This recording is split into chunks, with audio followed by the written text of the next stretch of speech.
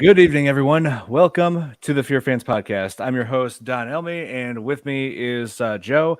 And we're going to have others joining us soon. Nick should be joining us any minute now. So, yeah, tonight I figured we cover.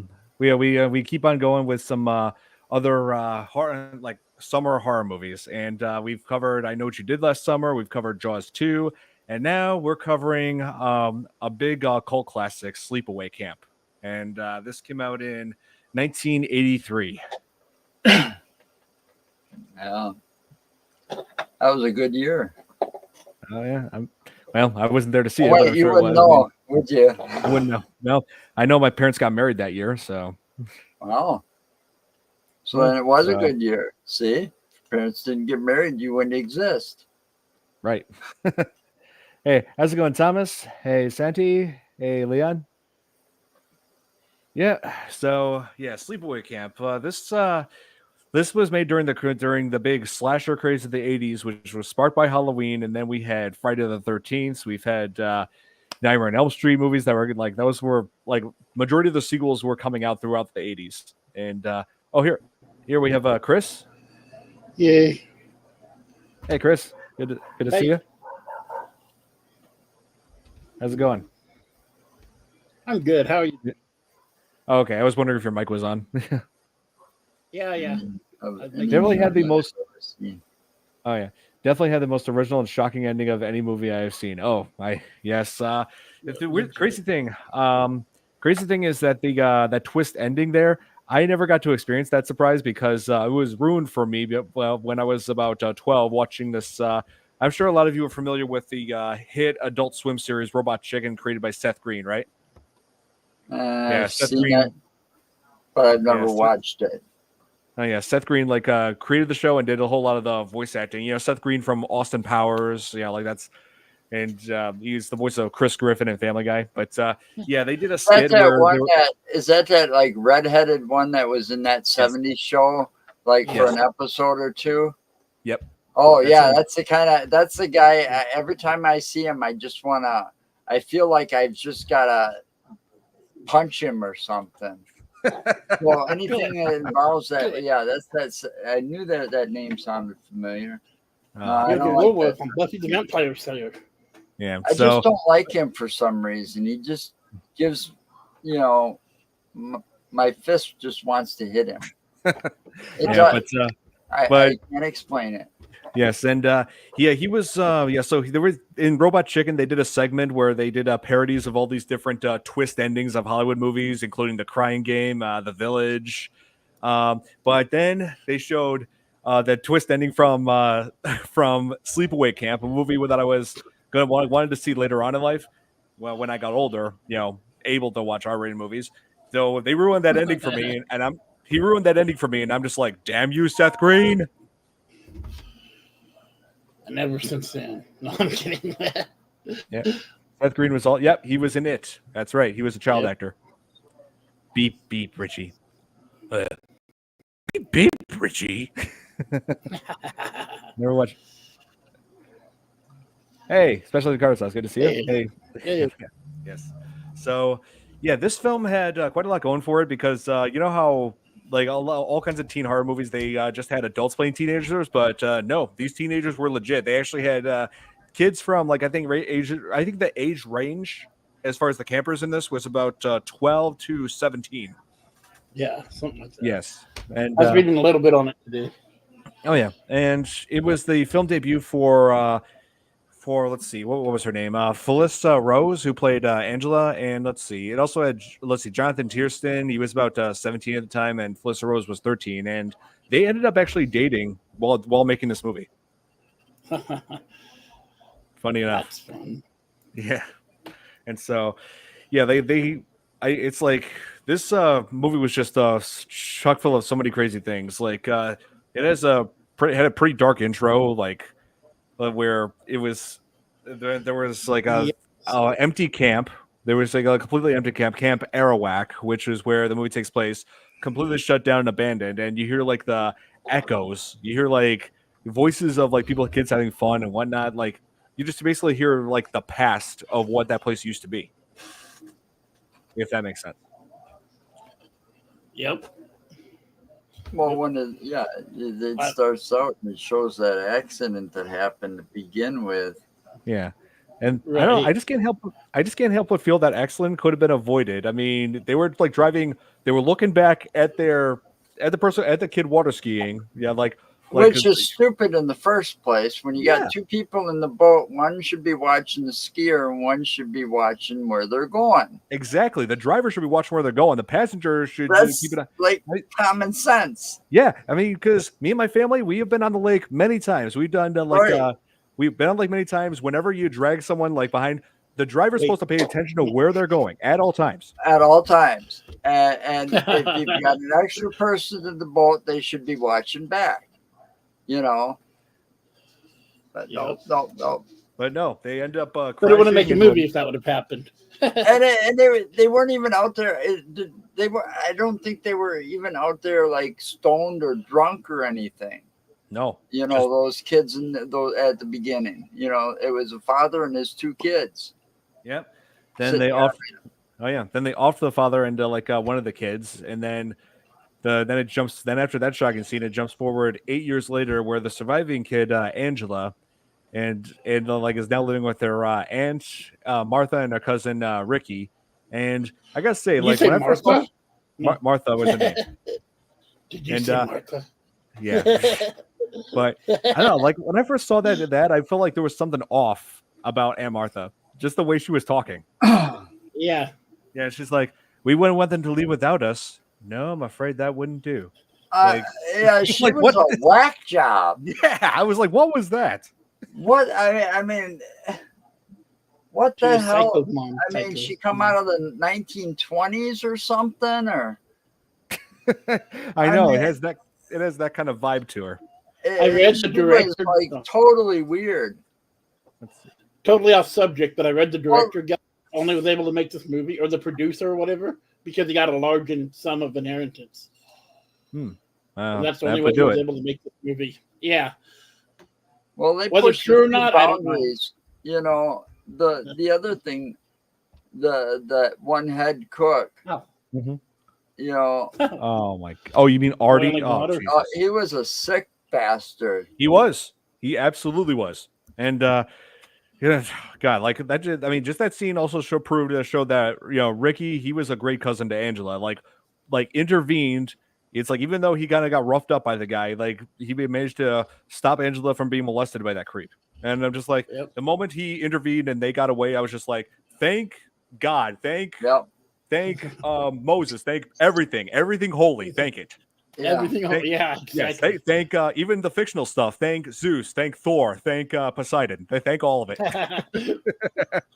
but I still think he should have got worse. He did get it bad though. Like I know, but not bad enough. Oh, he got hauled off to the hospital. I mean, yeah, considering he was probably one of the only few survivors of her. He also could have been, he also could have been blinded by that boiling water. So there's that too. He could have been disabled for the rest of his life from having, because for context, that sicko Artie, the head cook, was he was tending to some corn inside of a gigantic, super tall boiling pot. Did you see that thing? Yeah. Yeah, and then the unseen killer pushes him forward, so he's holding on, trying to not to fall off. But then the killer grabs the chair from underneath, forcing him to fall down and take that huge pot of boiling water with him, splashing it all over himself, revealing these burns and amazing practical effects, by the way. Oh, and then but this was also after he salted that water too. So this water had a salt content, which is going to irritate those wounds even more. Oh yeah, that's definitely true. Oh yeah, I just love the bubbling, the pulsating blisters that were on his face. Those were good effects. Toasty. Yep. Toasty. No. It's pronounced like this in Mortal Kombat. Toasty. Yeah, there you go. I think I think Ed Boon did that voice too. Whenever that popped up, that Toasty bit popped up. Yeah, he will. I mean, he was playing Scorpion, so why not? Yeah. Yeah. Wow. Right. Yeah, Mortal Kombat. I love it. But anyway, yeah. So he was hauled away with like to the hospital with completely covered in bandages and screaming in agony. And I'm just like, yeah, that's what you get, you freaking creep. You know, karma has this. Yeah, and sense of humor too. Yeah, like half the counselors in this movie seem sick because like there was that one that one other cook, Ben, I believe his name was, who like was laughing at some comments that that Artie was making about the kids, and I'm just like, dude, what is going on with this camp? Yeah, but it's also worth noting that that Ben is played by Robert Earl Jones, who is the father of James Earl Jones. Wow. Yeah, James Earl Jones, Mufasa from The Lion King, and the iconic voice of Darth Vader. Darth Vader. Yes. Who's Darth Vader? No, I'm kidding. And yeah, I think I'm trying to think if James Earl Jones is still acting. I know that he's retired. I mean, he's either retired from the role of Darth Vader. I know he has done that, but I don't know if he's stopped acting overall. But regardless, he passed away. James Earl Jones? I'm pretty sure. I don't think so. I didn't see that announced. Here, let me look it up. James I'll look it up. Earl Jones. You keep talking. Hang on. Nope, he's still alive. 93 years old. Wow. Okay. Yeah, he's lived a long time. And good for him. Let's see. And I also saw in the news that he has given permission to have like an AI of his voice, to use for Darth Vader for any future Star Wars projects. So I appreciate that. So that's probably because he's old and you don't want. Instead of going somebody else, and then it sounds different too. Right. Yes. He's got a hell of a resume. He does. Yeah. I also love. Thank you for pointing this out, especially to Carter Sauce. I also loved him in Sandlot. Now that is a summer movie. I love Sandlot. Come on, okay. We got the Big Mac. You got the Big Mac. Yep. And if those of you who say they haven't seen Sandlot, you're killing me, Smalls. You're killing me, Smalls. Yeah, but there was also there was like a lot of like kids trying to like really get together in this like romantically. Like there was there was Ricky who wanted Judy, who was like who they were together like the previous year apparently, and then he was excited because Judy had hit puberty, and but it kind of backfired on him because she was only had her eyes on the older boys on the camp, and she was like arguing with him saying, girls mature faster than you boys. And I'm like, as much as I hate that character Judy, as much as I loathe her, she's actually not wrong there. Girls actually do mature faster, mentally than boys do. Right. Yeah. I mean, I say that as a younger brother of two older sisters. They did mature faster than I did. Mentally, emotionally, all that.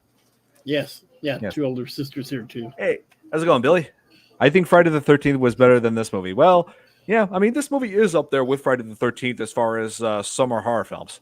So, and one of the first ones with a twist ending too. Yes. Hey, Tom. Good to see you. Hey, Tom. I got your shirt on again. There. And Bill. I remember those insults. Yes, I remember that scene. That baseball scene. That was like. That was definitely a guy scene. All of us kids who just love playing baseball. I just like we can relate to this totally. That reminds me of all the times when me and my buddies played baseball when we were teenagers. Some of the stuff that they were wearing. I mean, my God, I lived during the 80s, and I don't know where some of these people were that came up with some of these guys wearing the short shorts and I know. I mean, we had cut up most. Being around like Wisconsin stuff, we grew up. We had shorts, but we had like cutoffs. Our jeans got holes in them. We'd make shorts out of them. Yeah, but never go to that extent. I know, like that one. The half shirts. Yeah. I mean, what happened to tank tops and hey, those cutoffs or those short shorts and those cutoff half shirt things were like a style here in the 80s down in this area.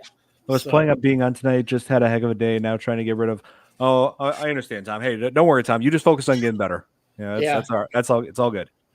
Hey, I know allergies. Hey, believe me, I know that too well. These weather changes sometimes take its toll on me too. So, freaking brown bottle flu. Oh, yeah. Just kidding, Tom. First time seeing this was around Whoa, 9 years old when you watch this? Wow. Every time the score kicked in, I crept around the corner. Oh, yeah. Yeah, some kids do that. I mean, I saw Evil Dead when I was 10. I saw Jaws when I was 5. So, I mean, hey, if anything, that's childhood right there. Watching things you're not supposed to watch. Oh, I did that a lot. I mean, whenever HBO came out, I started watching them. They were on every time for my birthday. So I'd have my birthday party, and it was like Friday the 13th or Nightmare on Elm Street every time. So that was like our thing. Oh, yeah. And now you can watch all that on your phone, HBO Max. Yeah, exactly. Yeah. And yes, I still call it HBO Max. I refuse to call it Max. Yeah. Anyway, so Billy is saying, Don, can you say what the twist ending is? Oh, yeah. We were gonna discuss that, but later on. But yeah, we might as well say now. The twist ending is that the killer is unseen, right, for the majority of the film, almost until the very end, right, and then turns out the killer was Angela the entire time, who was deeply disturbed, especially after that accident. But also, there's a further twist to it. Angela turns out to be Peter, the brother who survived. The real Angela was dead, but the Aunt Martha was raising Peter as Angela because, like Aunt Martha said, she already has her boy Ricky, so she wanted a girl. So she basically forced, him to force Peter to grow up as a girl. Holy LGBTQ. and saying like the transgender was a thing in this, but thing is, it's like the way what's messed up. The one thing that I feel that I have a problem with is that she basically forced the boy to grow up as a girl, taking like basically making the decision for him. That's just insane. Yeah, but wait a minute now. I got something to see because I don't agree with that analogy. Okay, here's where I'm gonna fight you on this. All right, because at this point, okay, she only says that once. The Ricky's mom. Mm-hmm. All right, in the beginning, we don't know if that's the case. Now, here's the other thing that could be. It could be some kind of deeper mental thing. And think about it. It's like, he's trying to avenge his sister over her death, or he couldn't cope with it, so he developed multiple personality. That could be. Or he was like, he was like, okay, I'm Peter the boy, and I'm also, the girl. So it made like the perfect cover for him, or it made the mental thing. You understand why he was like struggling and then screwing everybody that was, making fun of him or her, or making every time somebody made fun of them or lashed out at Ricky or something like that, somehow revenge was taken. Yeah, I always thought she was just driven mad by the and like that Peter, like when it came to Angela, was just driven insane by that crazy aunt that she had. Crazy aunt. They said something about seeing somebody hugging somebody when they were little. And I mean, hey, I have nothing against it could all be, but I'm just saying there's that survivor's guilt thing there that could have really fucked everything up, because you got to think about that. That was a traumatic accident. Both the father and the sister died. Right. And he saw it all happen. Yes. I mean, and the whole transgender aspect that people are saying in the comments here, like, I mean, I have nothing against that transgender. It's just like the way that the aunt like forced that on Peter. Well, that I felt like was an issue, because it's like you're taking away his choice in like gender identity, and that's messed up. And back then it wasn't really thought of. So yeah. And in the next films, the sequels, Angela like had a Peter had had a sex change and became Angela, like took on that identity. And what's pretty awesome though is that she's played by Pamela Springsteen, and if the name Springsteen sounds familiar, it's because she's the younger sister of the boss, Bruce Springsteen. Bruce. Yeah, I like Bruce Springsteen. Yeah, the boss. The boss. On that way for a reason. Oh yeah. And that was like, and there were like a few ideas about how they were going to portray like those ending shots where Angela, or Peter as Angela just stands there completely nude, and like then they discover, oh wait, Angela was a boy the whole time, was Peter that whole time. At first, I looked at some behind the scenes of this, and they had at first they had this idea where Felissa Rose, who played Angela in this, have her like put on a strap on to make her like, and I'm just like, yeah. And of course, a lot of people were saying no way, especially her parents. Like her mom was like working with her on set, right? And yeah, she was like, yeah, there's no way we're gonna allow a 13-year-old girl to wear that. No, right? No, and so they're all. So what they did in the end was they took an actor who's anonymous now. He I guess he was like a crew member who they picked to do this, and he just was very reluctant, but was paid to do it anyway. So he just stood there with this mold that they made of Felissa Rose's face, like going like this. Yeah, and then it was like, yeah, they created this mold and made like this very fragile like glass mask out of it, and just put it on him and have him just stand there nude. Wow. Yeah, and he's never, and nobody knows who he is. Like after this film, he just never came out publicly about that. He never let himself be known. Like he just, yeah. I was the genitals for the end of Sleepaway camp. Yeah. Would you admit that? Yeah, you probably would, Chris. I'd admit it. It's a movie credit. What the hell? Yeah, might not be a big one, but it's still a movie credit. Oh, yeah, I'm going to stop you there. Yes, thank you. Yeah, but yeah, like here I have the trailer for a Sleepaway Camp. Nice. Just to remind everybody here. Go away. What? I'm talking to his dog. Puppy. Oh, I got you. Hang on, let me load it up here. What? Hang on, friggin' ads. Yep. Are we getting Nick tonight, ever? Or? I'm hoping so. I mean, he's supposed to be here. I know Kate said she was going to be late, and Tom just was. Yeah. Kate should be here any minute. She said about 9 o'clock. Okay. Here.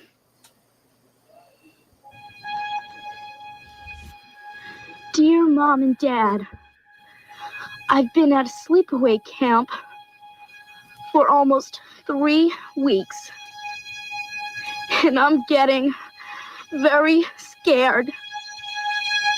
Welcome to Sleepaway Camp. Someone is watching you. Hey, Mama, remote! Someone is waiting for you.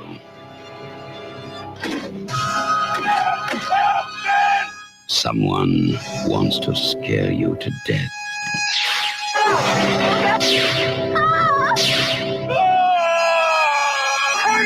Turn the wheel! Sleepaway Camp. You won't be coming home.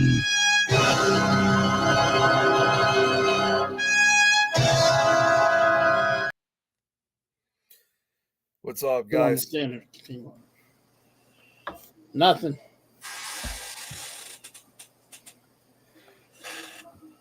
I think your mic's muted, Don. You're still muted, Don. Yeah, I was saying, look who finally decided to show up, my co-host. Nick finally showed up. Working out. Half an hour late. He's on. I was Nick working time. out. I was at the Park Center. I've been needing to had to schedule that. Oh, I got you. I got you, man. Yeah. Yeah. Good one. It was a good workout. Oh yeah. Yeah, I just had my workout earlier today, so I know how that is. But yeah, so we were just discussing that twist ending.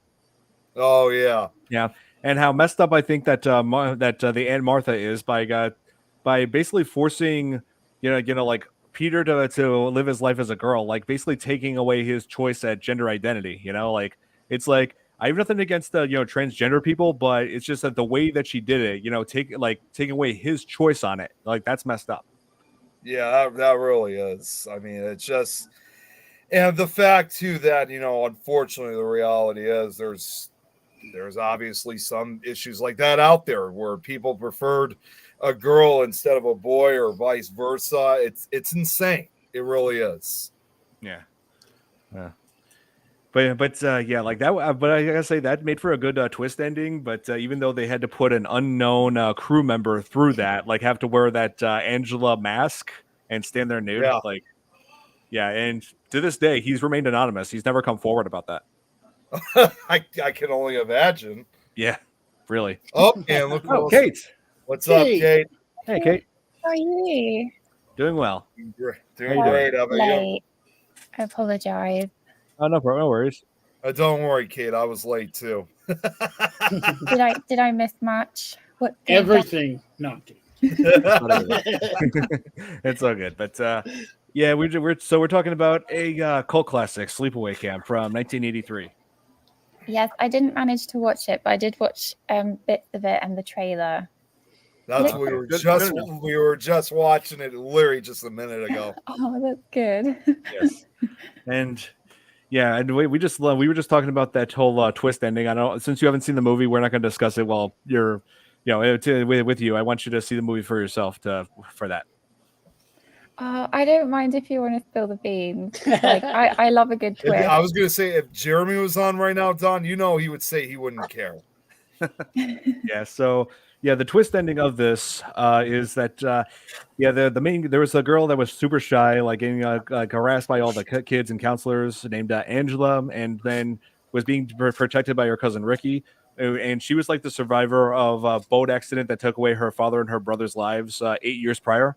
But it turns out that Angela was in fact the boy who survived, that the real Angela had died. But the aunt that was raising Peter was raising her as Angela because she wanted a daughter and not a second son. Oh my goodness! Well, yeah, I mean, basically forcing a gender identity on him.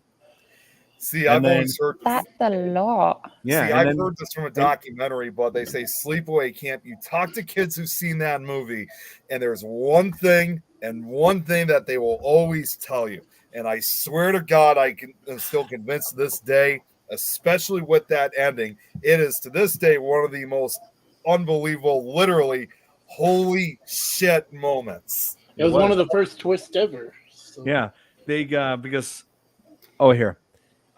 It was Crying Games. They did the exact same, a very similar twist, where it was revealed that the woman was a guy, and there was some. Oh, sorry, Don. Go ahead. Yeah, and so we were just discussing how there was the way they portrayed this ending was like have an unknown male it was like a crew member stand like nude with a mask of Angela that they crafted from Felissa Rose's face. Oh my goodness! What is this film like? Yeah, it was. Damn. It's got some pretty crazy things to it, and to this day, that actor has never come forward. He's remained anonymous. Wow, that's a lot. Okay, I definitely have to watch this film. It kind of reminds me of that film with Antonio Banderas. It was a Spanish film, and it was something like this Skin I'm In or something. And it's like, have you seen that where he kidnaps his daughter's killer, and he turns him into a woman? Have you seen that? I haven't seen that. I have to send it to you. It's well messed up. Yeah, but it's really good. This movie's got some pretty messed up things too, like the way these there were several camp people that were in charge of the camp who had their eyes on children in the most sick way imaginable. Like we were just talking, Nick, earlier about the cook Artie, who was targeting Angela, but then he ended up getting his comeuppance by having a big gigantic pot of boiling water on him. But that was after Ricky saved her. Yeah, after Ricky saved her. Now Ricky he's a good cousin. Yeah.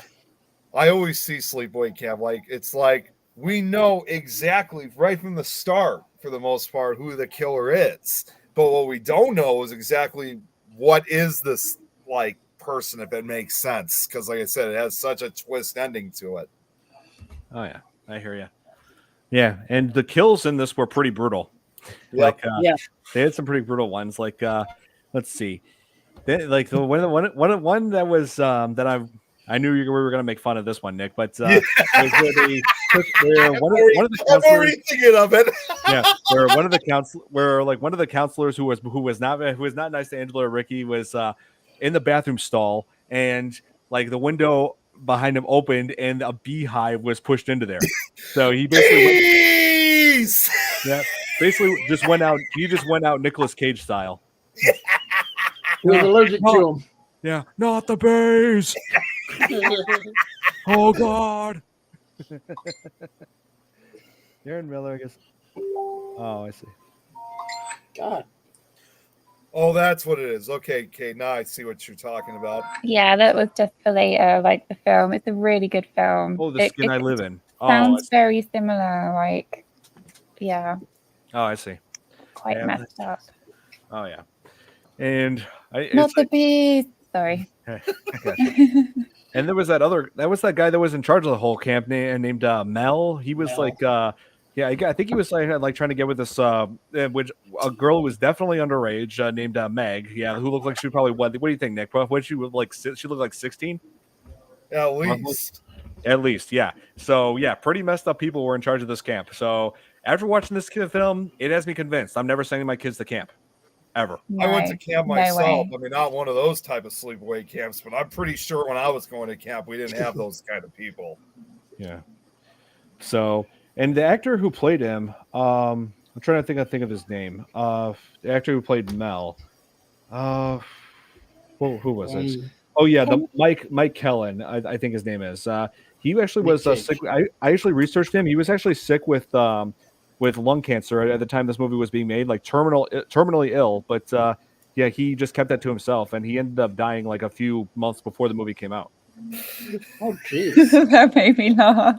What? Oh, I was thinking, wait, what are you smiling? I was thinking, wait a minute, what are you smiling for, Kaden? Talk about a guy with cancer. I'm like, wait, what? No, we're not laughing at it. Okay. All right. Did you have to post that right then? Like, seriously, that was such a serious moment. Yeah, it was. Yeah, I do have a serious face. Yeah. Yeah, that's awful. Yeah, that's rough.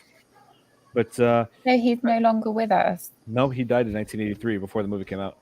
Oh my gosh. Yeah. Let's see. Like, he had a pretty brutal death too. Like he had like I mean, maybe it was one of the least brutal actually. Like he had like a narrow arrow like went through his neck, which they did amazing practical effects to make that possible. The practical effects were one of the best things about this movie.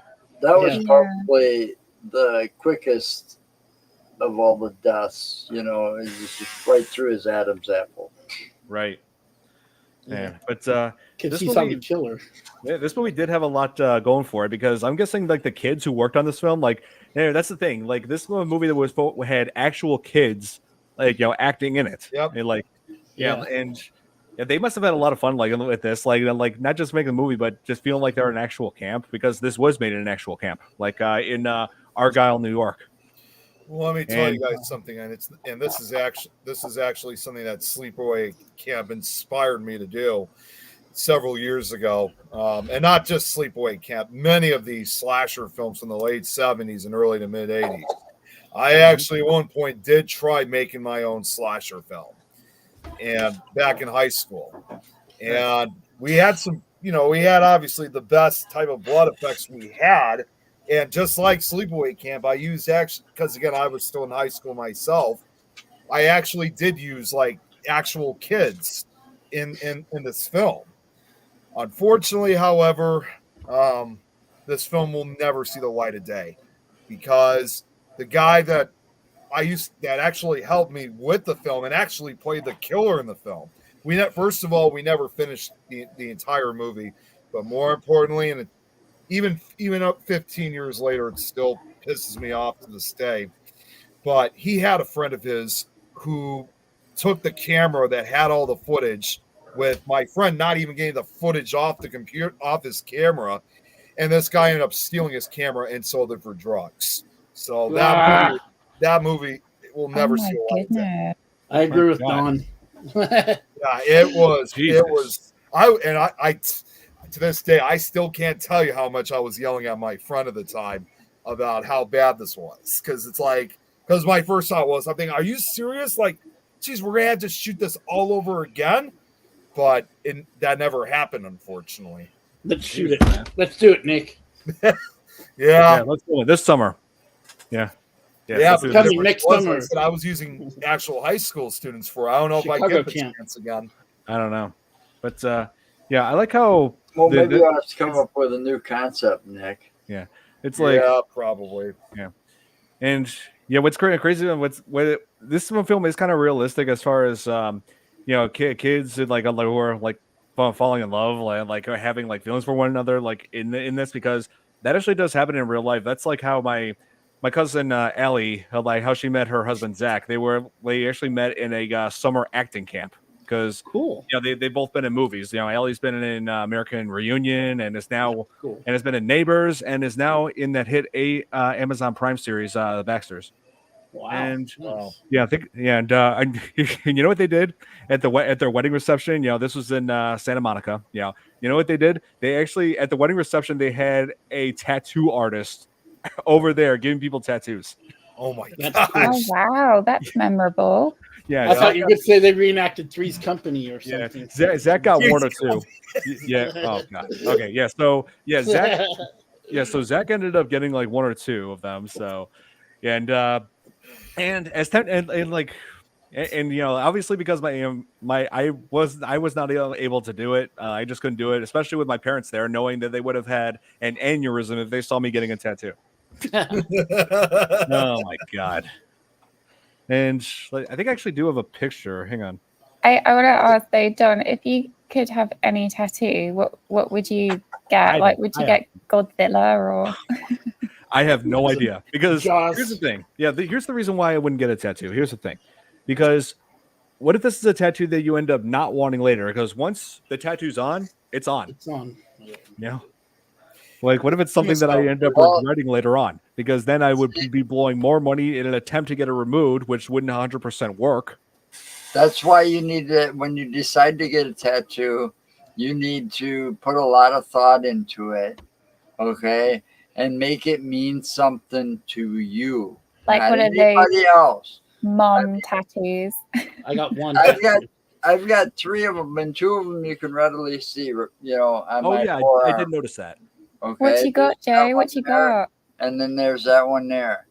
But I've also got one on my shoulder as well. Oh, wow. You're on. Okay. Let's just do But this. all of these have meanings. All right. This one's a wolf howling I had a blue moon, and I was in a garage one day with my buddy and I just turned 40 and I'm going, oh. And my daughter calls me and says, there's a blue moon outside. Well, then I said, well, that's my first tattoo. And that was my first one. But I didn't get it finished because I didn't have enough money. So it was supposed to also say survivor arched across the moon because I survived leukemia. Right. Then the dagger's got a hidden message, or the sword has got a hidden message. It's got the initials TCB in it. Taking care of TCB for taking care of business. Oh wait, hang on. Let me see that. Right behind you. Above his TCB for taking care of business. Oh, that's what I cool. I thought you were going to say like you pulled the sword out of the sword in the plane and taking you're care like, of business is descendant. also back here. See? Oh yeah, I saw that. Yeah. All right. Oh yeah, and just for this one, it's a royal flush, and it says "Life's a gamble" in the ribbon below it. Oh wow. So it's all got to do with basically surviving the cancer that I survived and all the shit that I've gone through. Wow, that's bold. That's noble. So you see, all those things have got a lot of meaning. So I'll have no regrets. Right. Way down the road. I can see where you're coming from. Yeah. But, just for context, Braxton, I know you just joined us just now, but we were talking about how my cousin Allie, met her husband like when they were in a summer acting camp when they were kids, and then they just met as adults and got married now of a kid. But we were talking about how at their wedding reception they had a tattoo artist, and Zach was getting a tattoo, and I was just like, yeah, no way I'm doing that, especially with my parents there. They'd have an aneurysm from that. So you'd never get a tattoo done? I don't think so.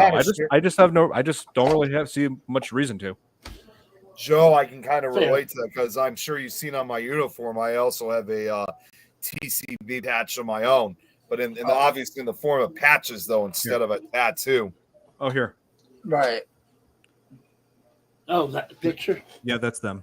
Oh, that's a nice picture. Yeah, that's me. There's Allie. Right next to her is my look, sister Don Liz. cleans up pretty nice, don't he? Yeah, he cleans up nice. Yeah, you do. Yeah, I always did like that in my suit. That's nice. Very dapper. Big old Tom. Big old Hi, Tom's Big Old house. So yeah, Nick, Tom wanted to join. Wanted to join us, but he's has some kind of a sinus headache or something that he's trying to take care of. Oh. So Hope yeah, he gets so better. I hope so too. So yeah, Tom. Yeah, like I said, Tom, Get better, Tom. just feel well soon. Yeah, get better soon. Drink plenty of pickle juice. It really does help. Of course. I know you're joking, but it does help. Would Nick get a tattoo ever? I've actually asked myself that question sometimes when it comes to tattoos. I'm not sure, honestly. I think, honestly, my patches are probably the closest thing to a tattoo that I'll have. Although I once did say, and I know I'm kind of going down the biker road, but I know like some of the clubs, sometimes they get almost like a replica of their patches, like tattoo versions on their backs. That's what I would get. But of course, the problem is that first, it'd be a lot of work to do. Obviously, it would hurt like hell for a while, especially if you're getting the rockers and the center part on your back. And third, and most importantly, I mean, with that amount, they don't hurt. Well, no, it's not. It's most importantly, I mean, it would be hurt. It didn't hurt when I got my tattoos. No. When you get the amount of, you got the small tattoos, but actually, it depends on. It depends on one, your tolerance of pain. Okay, and I've got a pretty high tolerance of pain. Okay, but it also, you got to realize that. See, if they went, this one hurt like hell. All right, the cards, the royal flush, because they went across the veins, and some of those areas are pretty tender. Ooh, okay. Man. Now you think about going across the chest to the back where you've got like the rib cage and the spine. Got one on my sternum. That might hurt like hell. That's what I'm talking about. So but I barely felt the one on my shoulder or up here on my shoulder because that's all muscle there. Yeah. See, I got one on my sternum. Or this. And this one, I only felt when on the dagger. I only felt when they got down to and was doing work down in the point. Well, see, otherwise I didn't really feel it at all. See, and I'll even zoom in. So, like to get a replica, yeah, you got one on your shot. Like this on my back. The rockers in the centerpiece. Yeah, that might hurt like hell. It would. That would be expensive. That's actually what I was about to get to. The third and most important thing is. It would be expensive as hell to have that much ink added onto my back. I would imagine, man. So it would be a lot of pain and a lot of money. Oh, yeah. So unless there's some safer way, I don't think that's ever going to happen. Yeah. That's the other here. Hey, Nick. You're better off with the leather vest anyways. Because my patches you can always take it off. Better. I enjoy the patches more than tattoos. Yeah.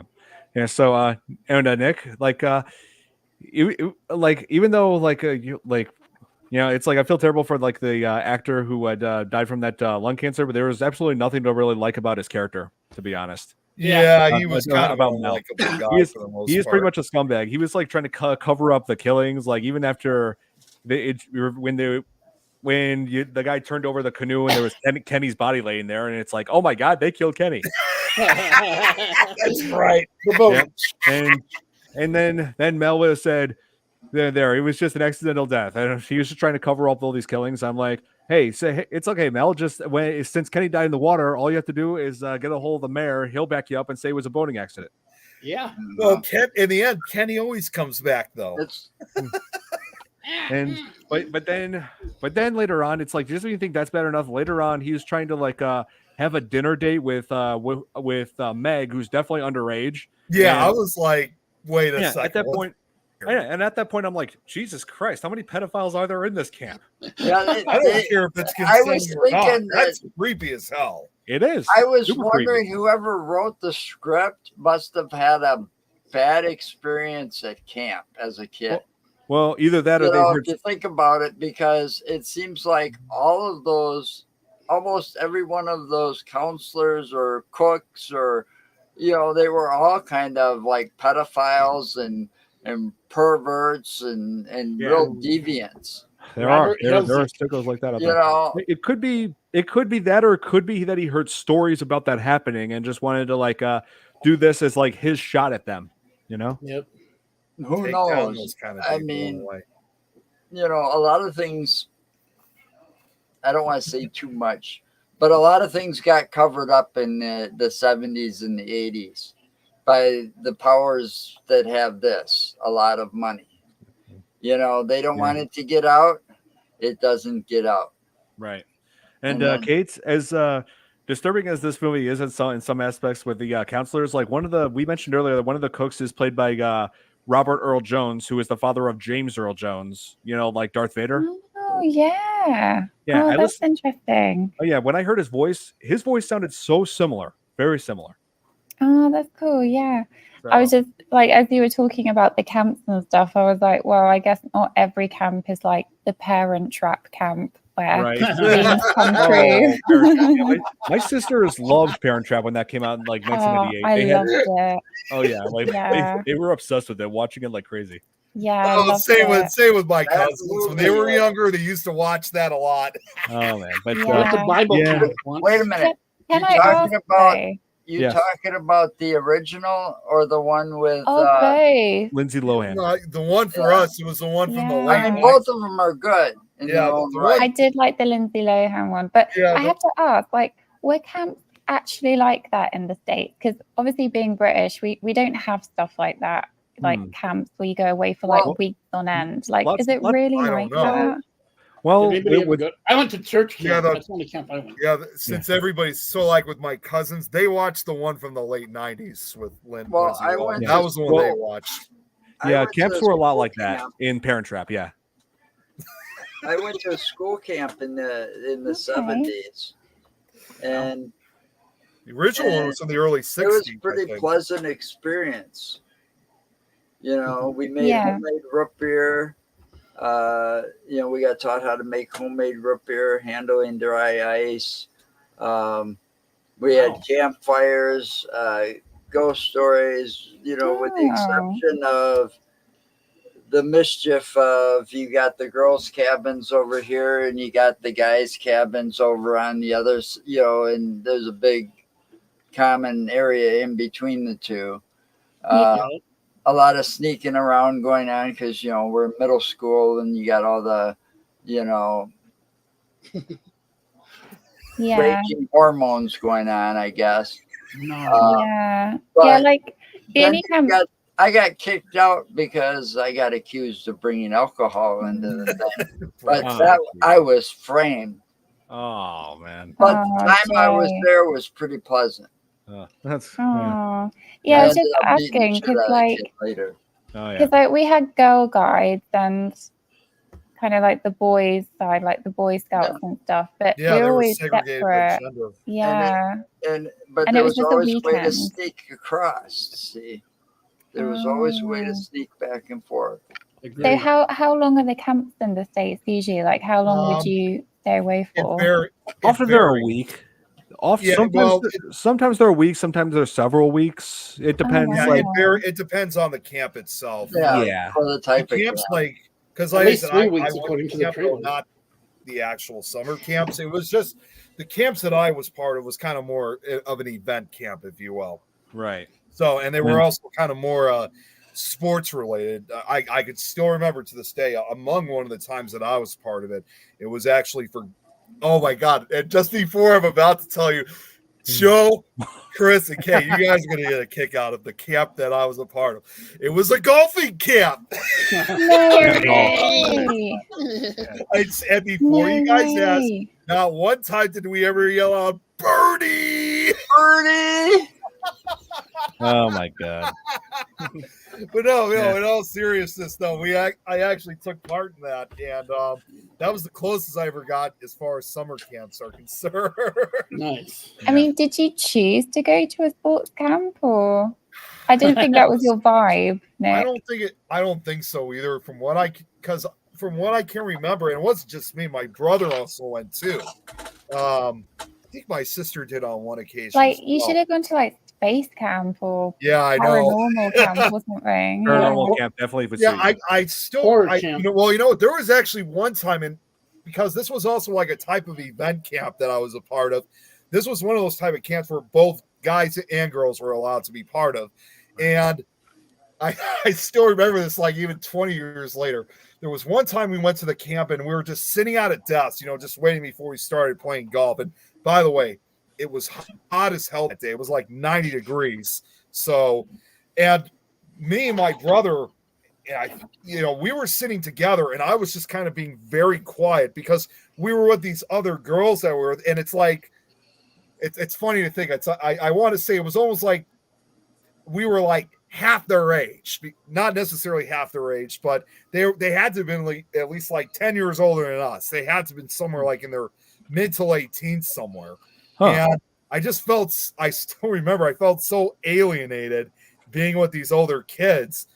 But however, as the day wavered on, I guess I started getting more comfortable and just chatted with them as much as I could. But yep, that's where my golfing experience came from. That's where I've ended up playing golf today. That's interesting. Like I'm at that age now where I think, how awful would it be to like work as an adult in those camps? Like, can you imagine trying to like segregate the kids, make sure there's no like smoking and right? I think it was me and my sister have worked at one. Really? Me and my sister Kristen, because it was a summer job. I was an assistant counselor. We were working with kids. Okay. And it was it was pretty good experience. No scumbags like you see in this movie, thankfully. See, I think I still remember like when I was at camp, I may have stressed some of the guys that were running because some of the guys were like older. Like these were like older guys. Like I think they must have been at least like in their 60s or so. I mean, they were like they were not like what you think though. I mean, they were like grandfather like figures. Right. I think I was stressing not out like Mel. Weirdest thing is, I mean, we used the golf carts, but then eventually we just started going up on foot to some of these things. And I still remember one day that I had to go grab my golfing equipment, and somehow I must have from the rest of the group, and they're like, "Hey, hurry up!" Oh my god! But you went to sports camp and everyone was like, "What the heck?" Yeah. So I went to church camp. Yeah. Chris. Yeah. Hey, so guys, I wanted to ask you. There were some like very serious kills in this movie. Which one stood out for you most? I'll tell you. It wasn't a kill. It was just my favorite part of the whole movie. Is when that SOB cook got all that water dumped on him. Yeah, when he was all that water, boiling water with the salt in it, just to irritate the wounds even worse. Yep, that too. Like, what? That was my favorite part. Oh man! But I tell you, if I ever walked into a camp and saw people dressed like they were, I would turn around and beg my parents to take me back. Oh. Yeah. So Nick, what about you? Oh God, that laugh. Bees! Oh yeah, of course, where Bill gets locked inside that bathroom stall and has the beehive dropped on him. We could have guessed. I was gonna say, you know what I should have even said is that I think you and I both know the answer to that. Yes, I love the effects. I love the effects of like the bee welts, and then like they had the bees completely covering his face. Yeah. Oh my god. Yeah. And then that's because also Bill's death is the part of the film where like most of the campers like that were taken away by their parents, until there was just 25 people left on the camp, and so that was like that really set the story forward where it's like this is getting real serious. But let's see. There was like that kill where Meg, who was always mean to Angela, and like it gets killed in the shower by having like the knife went through the shower and like while her back was facing the wall, through that wall and just into her back, going down. Like that was wow. I'm surprised it didn't paralyze. That took a lot of strength, you would think. Yeah, some serious strength would go into that. Child, Yeah. kids who threw stuff at her. That's not even the most brutal kill. The most brutal of all was what happened to Judy. Yeah, what Yeah. was that thing they used? It was a curling iron. A curling iron. Yeah. Ooh. That. How can we explain it, Don? A turned on curling iron. Let's just say it went They down stuffed to it someplace they shouldn't have. In other words, where the sun doesn't shine. Down below. Down below. On high. It's depicted in shadow. They don't actually show it, but when you want to look at it on shadow, just the way it's pretty obvious where it ended up. Like while the curling iron was on, burning, by the way. Yeah, I was shocked when I saw that. That was like, oh, pretty brutal. And it actually, well, I'll tell you guys something. It was painful I'm like, for me. that's horrendous. It is. Mm-hmm. Well, if that's not more horrendous, it was painful for me to watch because I actually have burned myself once on a curling iron. Oh, and it was no, it was a curling iron. Yeah, well, thankfully not in that area. Yeah, whoa, it was man. It was a stupid decision I made back in middle school. I was in tech class and we were using curling irons to like melt like metal and stuff like that. And at one point, what I always did was I would usually take like maybe a cup of water and drop, make a drop just to hear that, just to make sure if it's like hot or something. Yeah. Right. Well, there was one, and I still remember it's like yesterday. I plugged the curling iron in, and I noticed I wasn't feeling the heat coming from it. So as usual, I took a drop of water, dipped it on. I didn't hear that sizzle, the sizzle, and this was the dumb thing I did. I put my finger on it, and I just screamed like in the middle. I took it off immediately. Thank God I got rid of it. But I screamed in the entire class. I immediately ran to the sink, put cold water on it. Not necessarily left a burn, but it left a pretty bad blister on my finger. And I'll tell you right now, it is not fun. It's not. I did that to my arm, Nick. So. Yeah. And that scene is painful because of what I gone through back in 8th grade. Yeah. I should mention the actress that played Judy, who was killed in that brutal manner, Karen Fields, when she's been to conventions, she actually signed there were a few occasions where she did sign a curling iron. Yes. What? I'd bring one. Yeah. I'd bring one for her. Can you sign No, this? Jojo, no, I didn't electrocute myself. I burned myself on a curling iron, and it's not fun. Here, Jojo, did the parents come to pick up their kids? Yes, they did. For the majority of them, until it was just a handful of people left, like 25 people. Yeah. So, but yes, you did mention there was the mutilated dead campers. There was that one scene which I felt was kind of pointless. It feels like the only purpose it had was to just add to the body count. There was one side plot or like a side story where a camp counselor decides to take a bunch of kids to like camp out outside. Oh yeah, in the woods.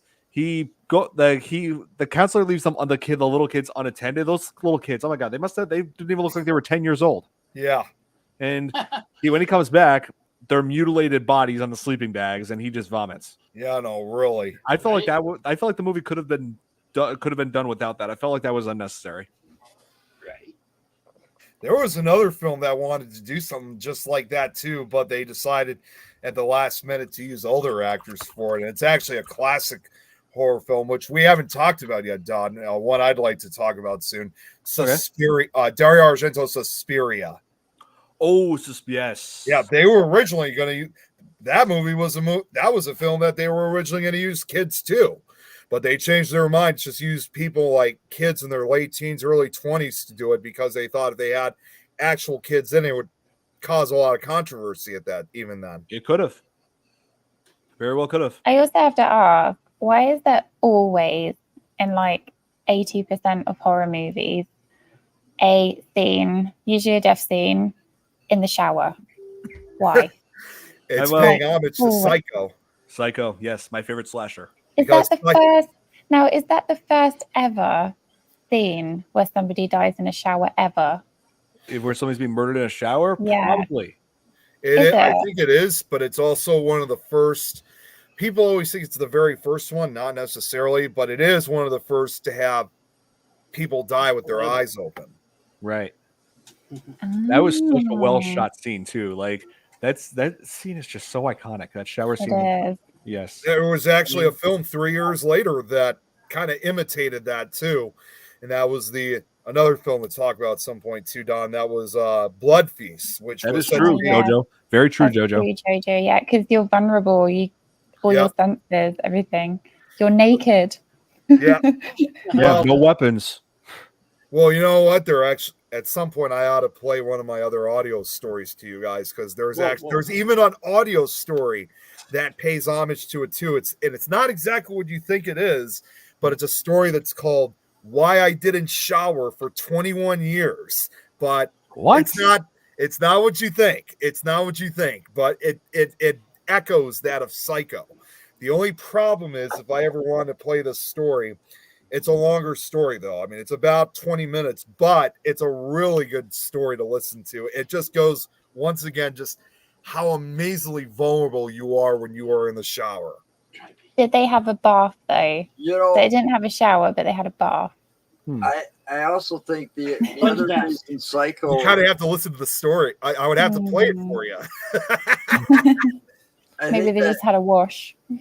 I think that whole thing about Psycho, it had a lot to do with not only was, it a good slasher movie, but it was filmed primarily in black and white. Yeah. It was. Yeah. Well, and there was, like I said, there was another film that imitated. And for some reason, a movie like that being filmed in black and white, it adds some kind of intensity or something to it. It does. Yes, like the new Godzilla. One. Yeah. That, again, another thing that I was going to try to do, but unfortunately the plans never went through as I was hoping to. I was even trying to put a horror film series of my own together. Don, you remember several years ago we talked about it before, but unfortunately it was just, there would have been a lot more work than what I was hoping. But so I probably told you guys about this before. I mean, all this talk about scary stories and stuff like that. Yeah, Bill's death in the sleepaway camp. Not the base. There's a website that I'm a huge fan of, different scary stories. It's called Chilling Tales for Dark Nights. Yep. And Don, you remember that website? I do. Chris, looks like you're familiar with it. Sounds like you're familiar with it. I actually wanted to make a film series out of that, and what I was going to do, because I wanted to make it like an actual TV, well, not TV series, but wanted to make them in seasons. And the original idea was I wanted to shoot many of these stories in black and white because, first off, it's cheaper. You can hide a lot of the effects. And it's just easier to shoot than you do with color. I mean, eventually I would want to make a transition. I wanted to make a transition to color, but I think black and white would have been great for the series. I like that idea, Nick. You should follow through. Well, it's kind of hard to try to go through with it nowadays. I just couldn't get a lot of resources. Along with your other movies. If it ever comes back up again, I'd be more than happy to do it then. I just happened to interview guys big on horror movies on Sunday. Yeah. Making them. But I was going to say there was another film, because you talked, since you also mentioned about Psycho, there was another film that just 3 years afterwards would kind of imitate the shower scene, except funny thing is, and you mentioned this yourself, Kate, the bathtub, it involved a killing scene from a movie called Blood Feast, which was said to be the first real splatter film that was released in 1963. And that was, the first death scene is like the shower scene, but it's in a bathtub. And the scenes, and also unlike Psycho, the movie's also in color. I mean, wasn't necessarily the first movie to actually show gore, but it was the first one where it showed a lot of it on camera. Oh, yes. Yeah. Let me ask you guys, what is the bloodiest, goriest horror movie you've ever seen? Oh, God. Because I'm torn between two of them. Dead Alive by Peter Jackson and Piranha 3D. Okay, I've seen Piranha 3D. Yeah, that. So I'll have to put that one up there then, obviously. Oh yeah, that was the gore. The blood and gore in both those films were insane. Are we talking? Okay, goriest, bloodiest. Yes.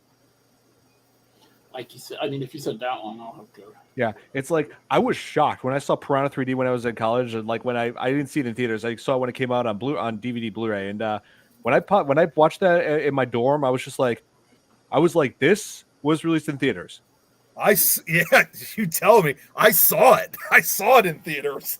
I was only 17 years old when I watched it. I watched Piranha 3 Double D.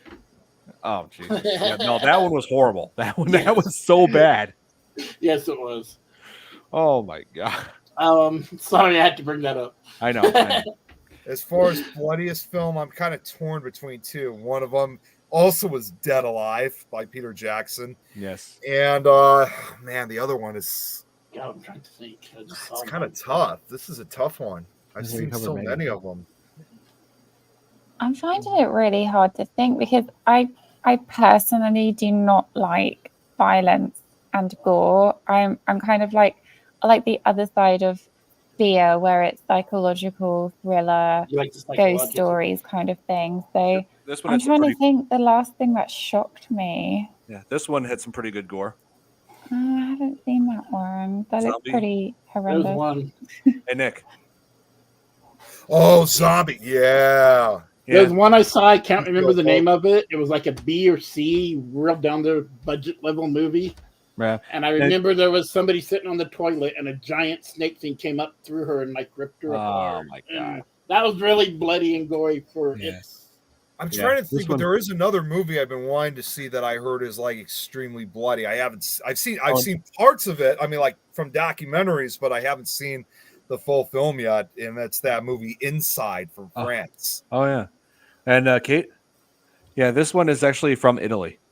Yeah, it's an Italian horror film. I remember you mentioning that. Yeah, we watched it. Yeah, from the looks of this, we Italians don't really hold back on much gore or disturbing content. He went all out with that film. It's just and not only that, the music in that film too is great. I'll be watching it like this. It's music. I mean, it's not only just creepy; it's actually even beautiful at times. Like it's really good. Sometimes, yeah. When it shows like tropical scenes, like where they first get their boats and stuff, like that sounded like they had the Caribbean feel to it. That actually, that music did sound good. Yeah, but it did. They had some.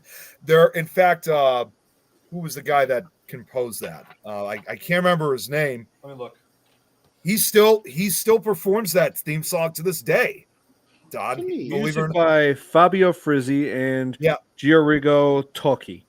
Yeah, they perform that music at concerts and stuff. There's even a clip of them performing it. Yeah. And what's even cooler is I found this clip. Even the background has a picture of a woman being ripped apart by zombies. Yeah. Jesus. I mean, even when I saw it, there's even this performance that you could find on YouTube, this concert performance of them performing the theme song of it.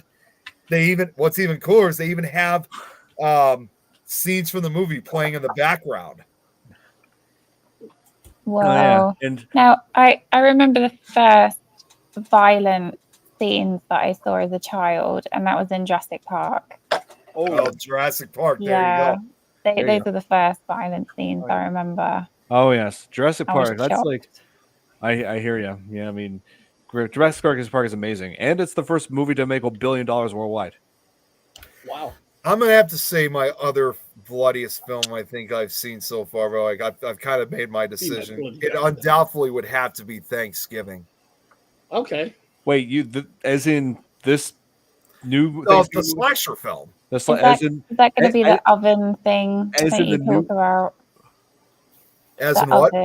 Is it going to be the oven scene that you talk about? Yeah. No, not just that. Just the entire movie. I was saying Thanksgiving, as in the new horror movie Thanksgiving. Yes. Wow. It's pretty gory, you gotta admit. It can be, yeah. It had some disturbing moments, like the oven scene. That was the most disturbing. Man. That was horrific. And now it's on Netflix. And now they're making a sequel. Of course. Netflix and kill. You ain't seen Stuffing yet. You ain't seen Stuffing yet. I love it. Love it. Last FearFans podcast, Don was telling got so quiet without you and Tom waited. Oh, yeah, it was funny. That's sweet. Yeah, basically we're all saying we missed you from the last podcast. Oh, that's so sweet. Thank you. Oh, and That's nice. Thank you. Unfortunately, you did miss out my tour of the decorations and lights. Yeah, I can see still what you like, Nick. They look good. Yeah. Sadly, this is all. Background, but no, it's real life. It's all coming sadly, down. all this is going to be coming down in pretty much about a week or so. I only intended to keep this up for the first half of July. So after July 15th, everything's coming down. So it's going to be Halloween next, isn't it? Right? Correct. Yeah. I mean, this. So I said this before. Originally, like people, I know some are probably going to be asking, well, how long have I exactly kept? I put this stuff all up on June 25th. I want to have it up for at least 20 days or so. Well, actually, no, I take that back. June 24th, because June 25th, I had to work that morning, so I just started a day early. So the idea was to have it up for at least a good 20 days, almost like a month long, and then afterwards I was going to take it down. Then, yeah, the basement will be back to its normal self, but once the clock strikes midnight, October 1st, Halloween stuff comes up. Nice. And I wouldn't be surprised that our grocery store, I can guarantee, because this happens every year, and I feel like I choose the right time to take my stuff down. I can guarantee that maybe a day or two after July 15th, our store and some of the other stores are most likely going to start selling Halloween decorations. It's like, as soon as that hits, it's coming, guys. Yeah. It's coming. Oh, and brace yourselves. Yeah. Red, white, and blue, like Dr. Seuss. Hey, Kate, I'm really hoping that you'll be joining us next week, because I already got a real good one for. What is it? It's something that's been requested by one of my subscribers, and it's the 1986 remake of The Fly. Oh, nice. Yes, of course. I'll definitely be joining. Yeah. Jeff Goldblum, Gina Gosh, Davis. I remember the original. That was like Vincent Price, from groundbreaking. 1958. Yeah, Vincent Price. What a legend. That was on TV the other day. The original? Yeah. There is only one thing I'm surprised you didn't do this year, Don, because, I mean, I get the understanding for Sleepaway Camp, but I'm surprised you didn't choose another shark movie, because right now it's Shark Week on the Discovery Channel. I know. I just wanted to see if I can. I was saving one of those for after this one. Well, if you think about it, even if it's after Shark Week, their rival Shark Fest on National Geographic, they go for like 2-3 weeks. So even if you don't do it for the Discovery Channel Shark Week, you at least do it for National Geographic's Shark Fest. Yep, Sharknado for in honor of Tom. Wait, I gotta say something about that, because damn it, we should have contacted Don about this last night. Wait. Sharktopus.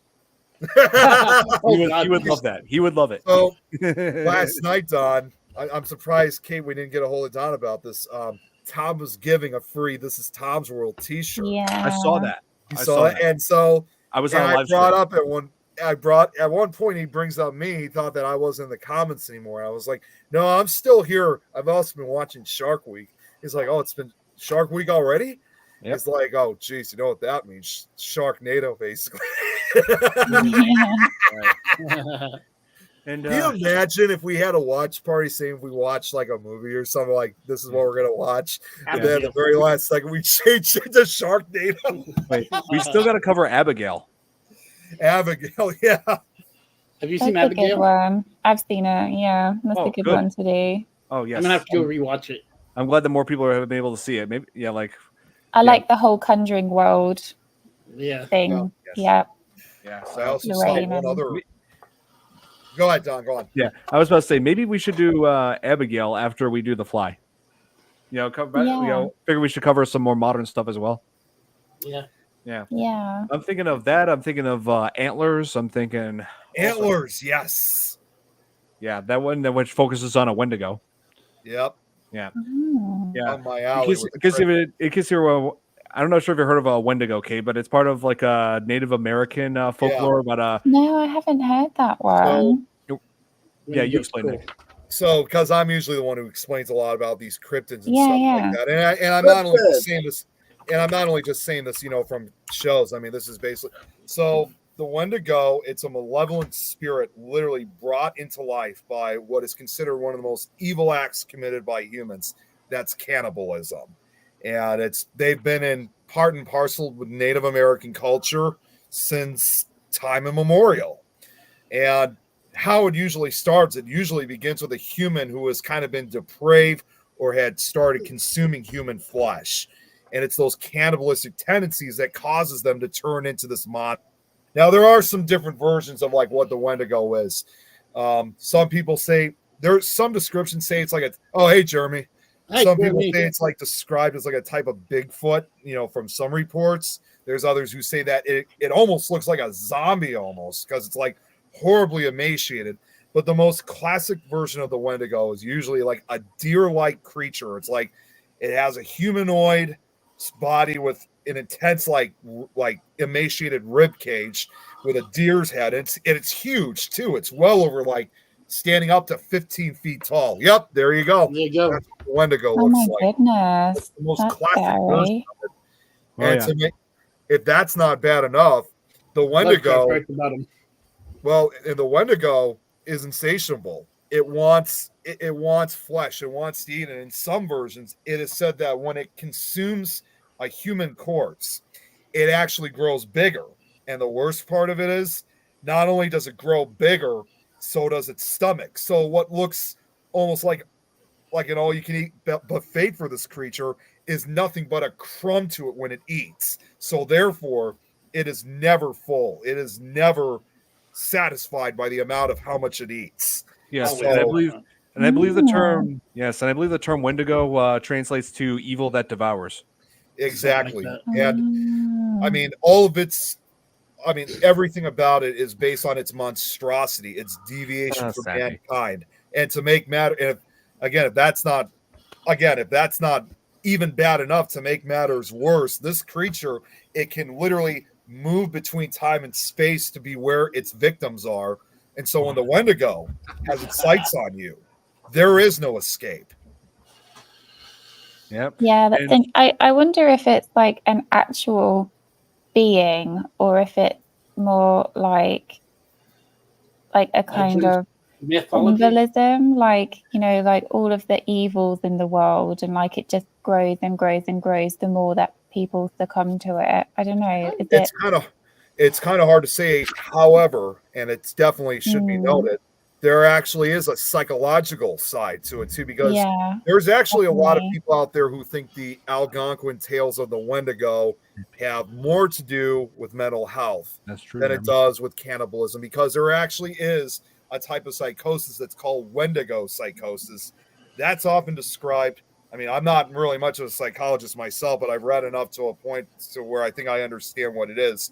It can be described as a very extreme form of cabin fever. Typically, what happens in a Wendigo psychosis is that someone is trapped or isolated with a group of people for very, very long periods of time. They may have plenty of food, water, supplies, nourishment, provision to eat. And what happens is eventually, as time goes on, they start to develop into the belief that they're going to turn into a monster and cannibalize the people around them. So it can become a very, very dangerous delusion. I mean, you can think of the Wendigo psychosis as a form of compulsion. It's like once they get a taste of the human flesh, they're always going to want to eat it. They're always going to want more of it. They'll never get enough. So in a way, this could be seen as something similar to such as drug addiction. Yeah, that's very true. Interesting. Yeah. It's also but for the actual entity itself, it's also known to be kind of an entity that's associated with the mountains, especially up in the northern states in Canada. Right. So like Minnesota, parts of Wisconsin, believe it or not. Which would make sense because of the cabin fever and gas resources and everything. Yes, and in Antlers, this Wendigo in particular is absolutely terrifying. Like seriously, a lot of websites have been like listing it in their top scariest movie monsters. Wow. And they go down detailed to the actual like appearance of what a Wendigo, how it acts, how it looks, and there was even Don, you remember this show because I remember you used to watch it. There was actually, it wasn't a real show, but it was still creepy though. There was actually a paranormal cryptid series out there that was called Lost Tapes. Yes. And they did an episode on the Wendigo, which was called Wendigo American Cannibal. And I love the ending of the episode, like how they said it, because what they said is pretty much accurate. As they say in the end of the episode, tales of the Wendigo persist throughout the northern states in Canada, echoing through the mountains like an age-old question, which is, do they live among us? Ooh. Yeah, that's cool. Just to answer Thomas, thank you so much for asking. I had a lovely time in Japan. We went to Tokyo, Osaka, Nara, Kyoto. It was all great. Thank you. Really cool. Beautiful country. Totally Too bad you weren't able to crazy, but cool. Too bad you weren't able to see Irene and Amanda while you guys were there. Yeah, the shame. Just like with schedules and my daughter getting incredibly travel sick. Oh my god, on the Shinkansen, on the bullet trains, we had to deal with a lot of throwing up because they're not smooth. They're like this. Oh, I can imagine. Like, they're hey, really Donald. crazy. What's up, Donald? Hey, Donald. Hey. Hi, Donald. Yes, and also, Nick, I gotta get a hold of Irene because, one our viewer, Dead Souls, she sent me like a some of the pictures of the Pokemon cards she has. One of them is in Japanese. I was thinking I can like send one of those that picture to Irene and like see if I can get it translated. Sure, that's a good idea. Yeah, I was able to translate parts of it, but I want to see if I can get all of it. Yeah, so yeah, I that don't would know. be It's just a thought. interesting. Yeah, it's just a thought. Oh, we mentioned before about what they used like for Angela's like for the masks for that guy to wear to so they would have like Angela's face on like on a nude male at the end. I actually found pictures of the mask, like how they made it here. Donald's in Florida. What? Nice. Oh, sweet. Here, let me just share this one. Yeah, this is like the mask when they final thing. I've never seen this before. Yep. They created that mold from Felissa Rose's face when she was making that expression. And I like how she's standing right next to the mask. I know. I was gonna say. I know. And to this day, she still likes to make that face. Hang on one second. There it is. Yep, there we go. There it is. Still does it. Oh yeah. I had a friend I've been of told mine that I've been told that she's such a nice person to meet. So if I'm ever at a horror next time I'm at a horror convention and she's there, I would love to meet her. She really seems like an awesome person. Just don't make fun of her. I know. She puts you 6 feet under if you do. Right. I think she's a frequent guest at I think it's Texas Frightmare Weekend. I think she's gone numerous times. I think she's a frequent guest there. Yeah, Sandy. Like, Donald missed the podcast. Well, hopefully we'll have you back soon, Donald. Hopefully, man. Yeah. Hey, you're welcome back here anytime. You know, like I always post. This is one of his favorites. Oh man. Well, hey, you're welcome. Like I said, Donald, you're welcome back anytime. Like you're on the chat, I believe, right? Yeah, he's on the chat. Okay, so yeah, I always post the link. So like I said, it's there whenever you want to join. Yeah. So. Yeah, like I said, Sleepaway Camp, awesome movie, but the ending is just messed up when you it's just the idea of the aunt forcing someone into a different gender identity, you know? Right. Like it's like I never thought about that back then though. I really didn't when I first saw it. It's like, oh wow. It's just his sister. And now when you bring it up and you look at it, it's a whole different because of everything. I know. I mean, it's just probably just another one of the best examples or if not one of the best examples for like a true teen slasher film. Yeah, you know, from that time instead of the other slasher movies where you had typical college age kids portraying teenagers. When in this film, it's actually a lot more legit. Yes, and these were all local kids in New York who were like attending like these acting, everything that was acting like there were these acting classes in their high schools. There were like these camps that their director was in fact a film student at the time, you know, so he was even despite his inexperience, he was able to pull all this off and make it actually look like a legitimate camp and bring it to life as a horror movie. It was insane. Really good job. And he couldn't have done it at a more perfect time too. When Right. again, when slasher films were huge. Oh yeah, but Well, crazy thing that is, film probably wouldn't survive today's market with as much of pedophiles and stuff were in that film. yeah. Yeah. But crazy thing, the director, I'm trying to remember what his name was. Hirschlitz or something. Hirschlick, I think. He's the one that got the inheritance from his mother. Yes, yeah, it was, and yeah, he was. He didn't even make another movie until about 20 years later with Return to Sleepaway Camp, which which was delayed release for 5 years because they were still trying to like get some visual effects right, I guess. But what I do like, it's like even though that movie is inferior, I do like the whole gag where they had Isaac Hayes play a chef because obviously, obviously an homage to Chef from South Park. God, Where the hell was him saying hello there, children? I know that would have been awesome. Seriously, I miss him. I miss Isaac Hayes. Oh man, yeah. See, that's the other thing too about these slasher films is that you also at times had like some of these big names being part of these movies, and that's just something. It's just something you just don't see anymore. That's the sad part about.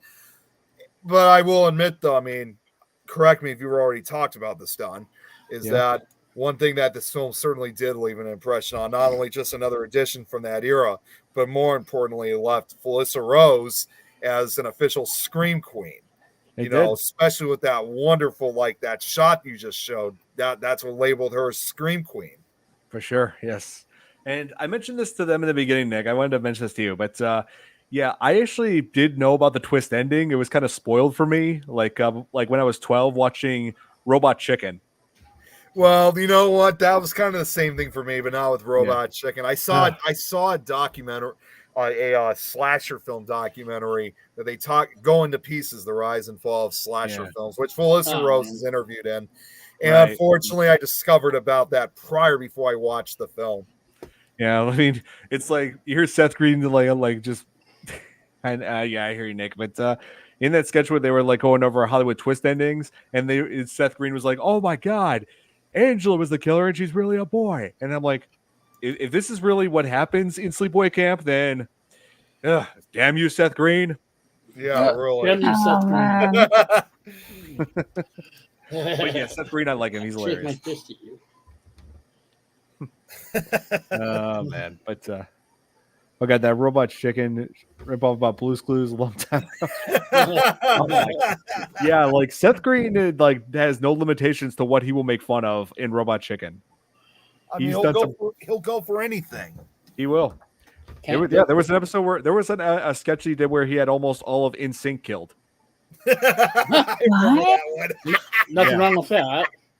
And then Joey Fatone had to go avenge them in like martial arts, being trained by Pat Morita from Karate Kid.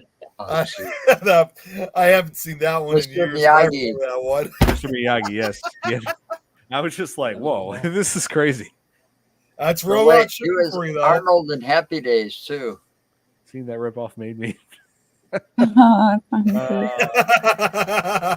But he loves paradising action figures and stuff from like the 80s. Like I've seen a lot of He-Man, I've seen a lot of Ninja Turtles, I've seen all sorts of things depicted in Robot Chicken. How close are you guys to Madison, Indiana? I just found the skit. That was called Enter the Fat One. She's going to be in Madison, Indiana, in October. Oh, if y'all want to go, or at the Ohio. Stay away from there. Where? Madison, Indiana. If you they might arrest me. Oh. If I get that close, I might actually punch the dude. And she was just in Denver. Oh wait, who are you talking? Who are you talking about? Felissa Rose. Yeah, what's going on here? I thought you were talking about Seth Green. No. Oh, Seth Green. Rose. Yeah, Joe doesn't like Seth Green.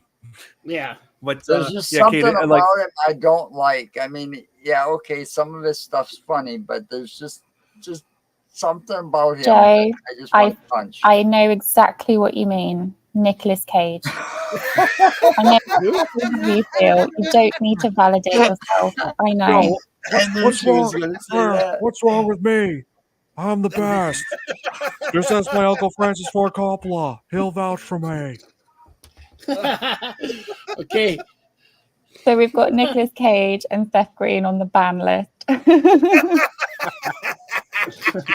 So now you find the Nicolas Cage horror movies. No, I'm kidding. Yeah, but the only difference, Kate, is that he's not in Madison, Indiana, though. Yeah. True. Oh no, that's Felicia Rose that's in Madison. Oh yeah. Yeah. And let's see, Nicolas Cage is Go now. take a trip. Oh yeah. Oh yeah. I would love, seriously, I would love to meet her. She seems awesome. Like on Felicia Rose. I've seen her in interviews. She seems like an absolute joy. Yeah, she really is. I mean, I had another friend of mine she doesn't live in the area anymore, but when she did, she went down to Texas Frightmare Weekend in Texas, and she got to get with that face too, and she said she was really nice. Oh. Yeah, because Dead Souls said that she met her once. Oh nice. Oh really? Okay. Yeah, Dead Souls. She said that Felicia Rose was amazing to her. So, and I think she's from what I heard is I think she's someone who loves her fans. Oh, totally. Yes. She was just in It's Denver. like- Damn it. She's like, I'm sure she's very proud of that. Even after like with a film that she started in, like not knowing what kind of success they would have, but then 4 decades later, it's still beloved by so many horror fans. Yes. Yeah, definitely. No, yeah, she's definitely proud of her work. Yeah, what an achievement, honestly. Yes. I mean, in this movie, actually, I looked it up. I just double checked recently. This movie has an 81% on Rotten Tomatoes. So, yeah, nice to see that. Yeah. I didn't even think Rotten Tomatoes would really love it that much. Wow. Yeah, really. Oh, yeah. So, Nick, I see your background there. Get that abomination off of your background. Oh, yeah. Oh, hey, Kate, what would you say if I told you that Nicolas Cage is now playing a serial killer in an upcoming movie called Long Legs? I got your back, seriously. Kate. I got your back, Kate. Oh, I can't that's help. better. Here. That's better, Chris. Yep. I can't believe, is he making a comeback? Because I haven't guess. seen him around in a decade. I guess, A but decade. in the new movie, Long Legs, where he's playing a killer, it's like, Oh, that's right. I have a bloodlust that cannot be quenched. Okay, I would actually watch it just to see if his acting has elevated a little bit over the last doubt it. decade. Yeah, it's Yeah. like, in early there have been early screenings for it, and people are comparing it to Silence of the Lambs, and I'm like, wow, they're actually comparing it to that gem. What? And Wow. yeah, here, Like hold Long on. Legs? Yeah, Long Legs. Let me look it up. It's got a 7.9 on IMDb and 94% Anthony on Rotten Tomatoes. Hopkins and Nicolas Cage. Like, Yes. how? Nicolas Cage as Anthony Hopkins. That's kind of a How? kind of an imaginary Yeah, I did not. I would never expect it. combination. Yeah, I never would have expected Nicolas Cage to play like a real serious, mass murderer. But Come on, he's Wow. almost Well, Superman. he was in Wicker Man, wasn't he? Like, I wonder if yeah, he's but he didn't play a killer. gonna, Yeah, yeah, yeah. if he's gonna be the same person, or is he gonna, pull out all the stops and Yeah. surprise everybody? As long as he doesn't spew out anything cheesy, like calling somebody the Rocket Man. Or when he cut in line in a pharmacy and said all that crazy stuff in Matchstick Men. Oh, Jesus. Right? Man. Come on, the man was almost Superman. Give him some credit. Wait a minute, what? Christ, that background. Glad I was able to shock you there, Sati. There you go. Yeah, so next week The Fly, and I'm hoping the week after that, even though I will be on vacation, I'm going to try to see if I'm going to be able to squeeze in like the usual, like 8 be on it like at 8:30, like Oh, from nice. Where are you going, Don? up north to Wisconsin. Oh, nice. Going to the lake. The lake house. Yes. Nice. And- Do you not get scared though because of all the horror films you've seen and lake houses?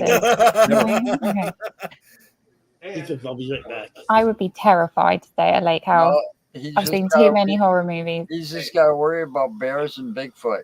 And Yeah. And maybe And depending on how far north he goes, Oh, he's got to worry about moose and maybe wolves. and And- maybe a Wendigo or two. Yeah, and it would be the perfect opportunity for me to test this out.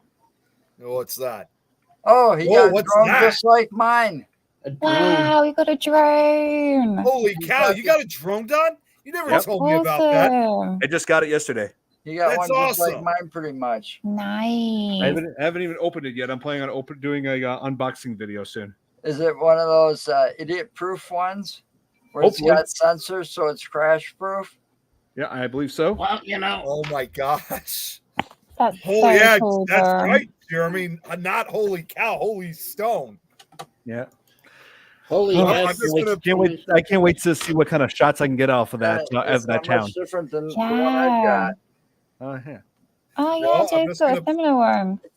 Yes. I haven't taken it out of the box yet. Well, I just opened it to read the instructions. Yeah, man, I'm really excited about trying this. that's cool. So, yeah, got that little forward to when I'm up there. Yeah, that's so cool. You have to keep us posted. Send us some shots. Oh yes, I plan on filming with it. I plan on doing like some vlogs while I'm up there. It's something I've never attempted before in a while, so it's been a while since I've even attempted doing vlogs. So yeah, well, I figured. Oh, I look forward to that. That would be so cool. That'll Yes. be cool. Totally. Well, hopefully, I can't believe I'm about to say this. Hopefully, like when you show me, Don, hopefully I don't get scared by it. Because there actually is a video out there, believe it or not, in which I got scared by a drone. Oh man. I'm actually trying to look for that video right now. It was during an investigation, but it was unintentional, but it was funny as hell that I didn't expect this drone to like show up out of nowhere.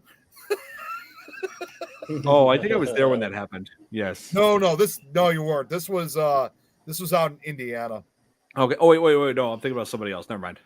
I was at the Bell Mansion for that one, and that was Ricky Howard. He was trying to shoot a video, I think for like a documentary or something. And while the video was being shot, he's like, the drone's going up slowly, and so I unintentionally walked out, and there he was. I get startled by seeing this drone right in front of me. Like, whoa, jeez, where the hell did this thing come from? They had to reshoot that scene. Nice. I like how Don was like, "Oh, don't worry, that was somebody else." Like it's a common thing. I know. No, it was. See, it's too only bad Nick Nicholas wasn't watching because he would be basically speaking with me on that. Say, yeah, you got scared by a drone once. Remember that, Nick? I think the police use drones though, because I see loads of They do. drones around here. They do. Yeah, They do.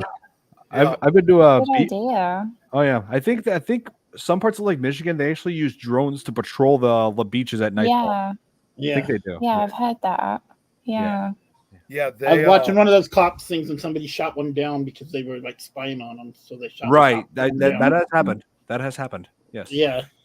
They also use them too, I think, for like by the fire department. I think like where like they had to like film them like from above, so they don't have to like use actual helicopters or anything like that to put people at risk. Yeah. Nice. Yeah. Nice. Well, it's faster, cheaper, and easier to get a drone up in the air than it is to get a helicopter up in the air. Oh yeah. Yeah. Totally. I can totally understand the fire department using it, the police department using those. Yeah, totally. They've got all kinds of uses. I mean, Yeah. photography studios are using them to do weddings and stuff. Yeah. You know? So yeah, I believe this thing will definitely have many good uses. So I'm Cool. excited. That's Maybe you'll catch a Bigfoot up here. Maybe. Yeah, maybe. Yeah. You never know. If you're anywhere near where the Kettle Moraine Forest goes through. Oh yeah. Hey, I just remembered all this Bigfoot talk. I just remembered.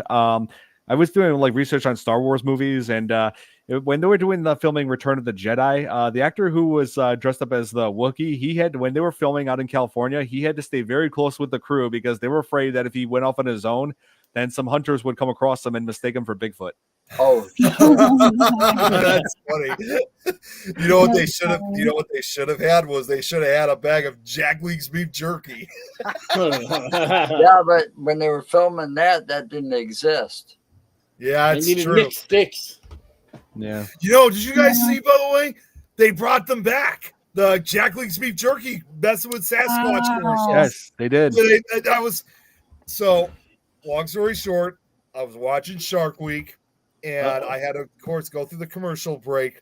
And as I'm fast forward, I'm like, I thought I saw something with Jacqueline's beef jerky.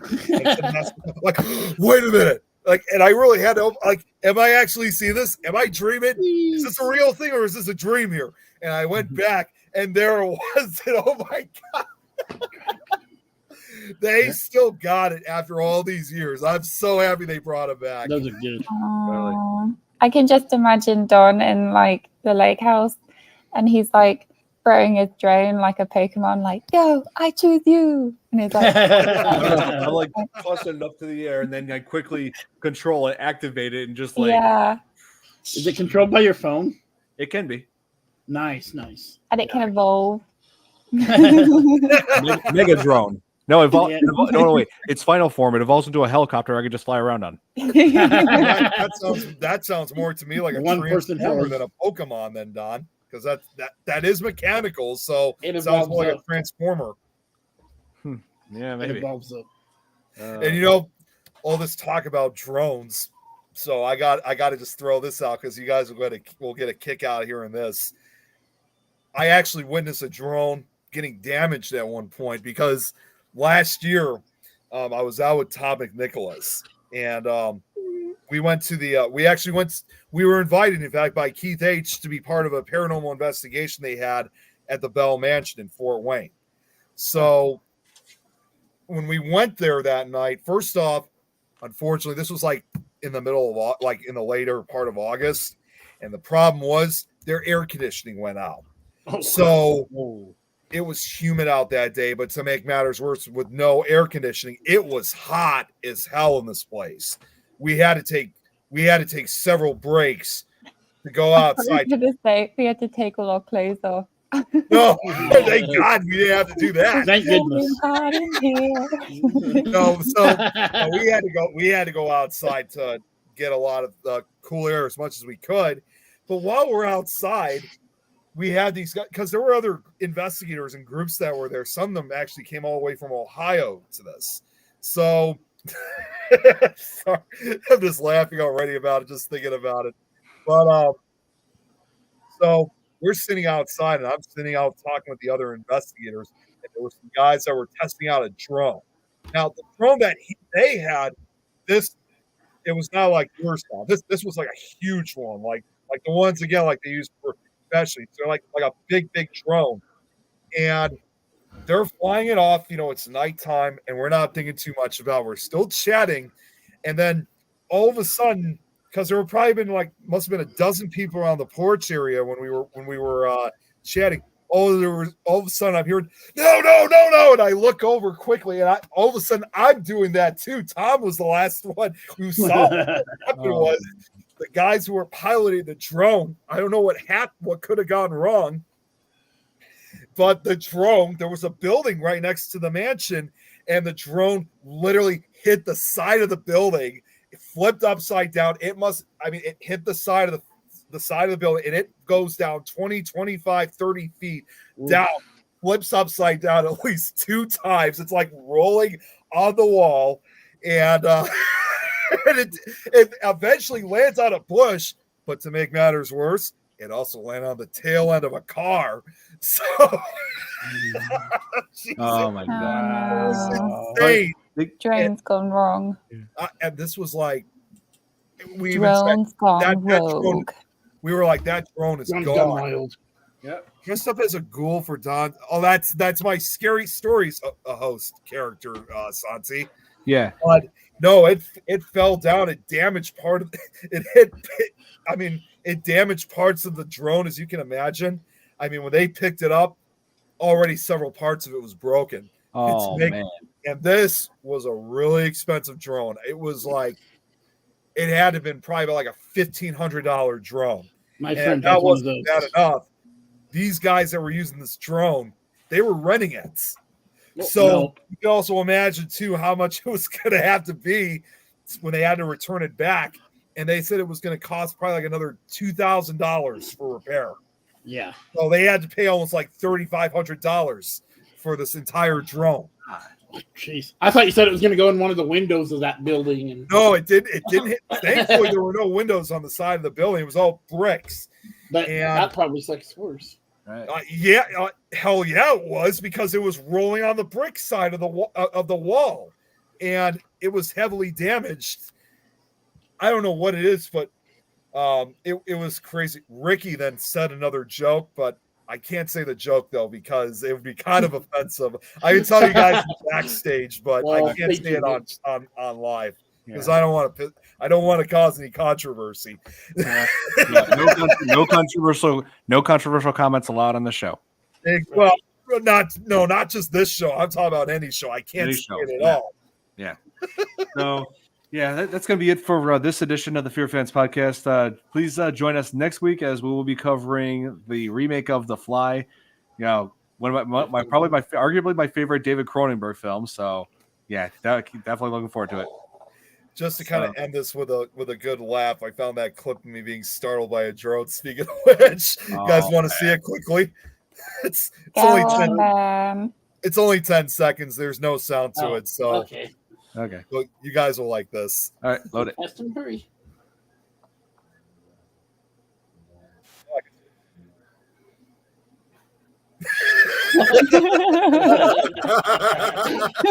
I just realized they have the Jaws theme playing on this.